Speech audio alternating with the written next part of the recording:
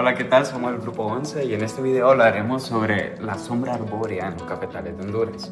Esta consiste en utilizar árboles dentro de un cultivo para regular la temperatura, conservar la humedad y proteger el suelo y las plantas de café. Sin embargo, su porcentaje debe controlarse, ya que demasiada sombra puede reducir la entrada de luz, aumentar la humedad y disminuir la producción. Por ello, analizaremos la siguiente pregunta. ¿Qué nivel de sombra protege el café del cambio climático sin afectar demasiado su productividad? La sombra de los árboles disminuye la temperatura ambiente del cafetal entre 2 y 5 grados centígrados. Esto crea un microclima estable que amortigua los picos térmicos del cambio climático. Al mismo tiempo, la copa de los árboles filtra la radiación solar directa, haciendo que el cafeto reduzca su tasa de transpiración. Con esto evitamos la deshidratación rápida y el estrés hídrico de la planta. En el suelo el efecto es igual de importante. La sombra frena la evaporación directa, permitiendo que el suelo retenga el agua por mucho más tiempo, lo cual es una ventaja en temporadas de sequía. La caída de las hojas crea un mantillo que tiene doble función.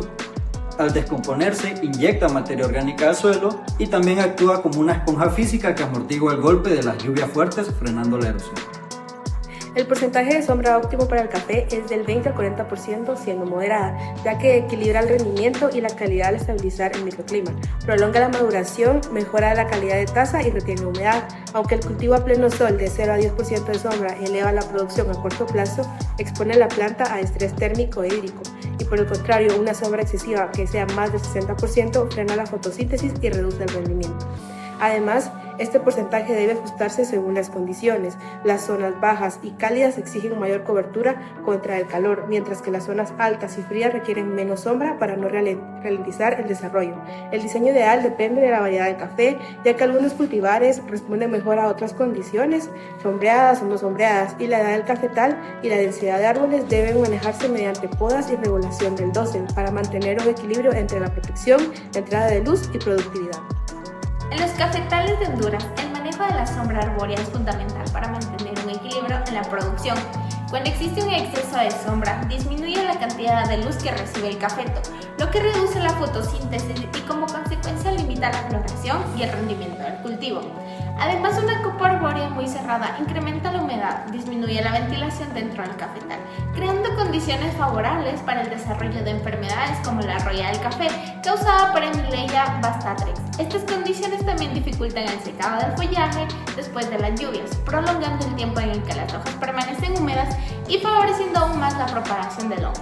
Por el contrario, cuando hay muy poca sombra, aumenta la temperatura del cultivo y la pérdida del agua por evapotranspiración, lo que genera estrés hídrico en el café, favoreciendo un cultivo más saludable, productivo y sostenible.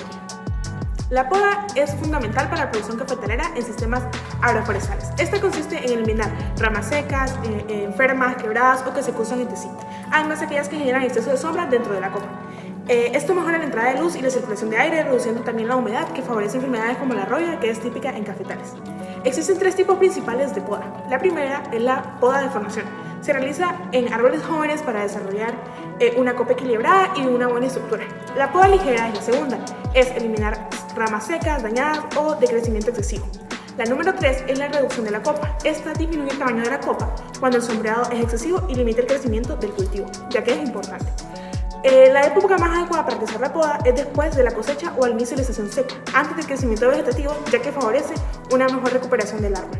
Como recomendación, los productores deben mantener una sombra moderada, aproximadamente entre 20 y 40%, ajustándola según la altitud, la temperatura, la lluvia y la variedad de café.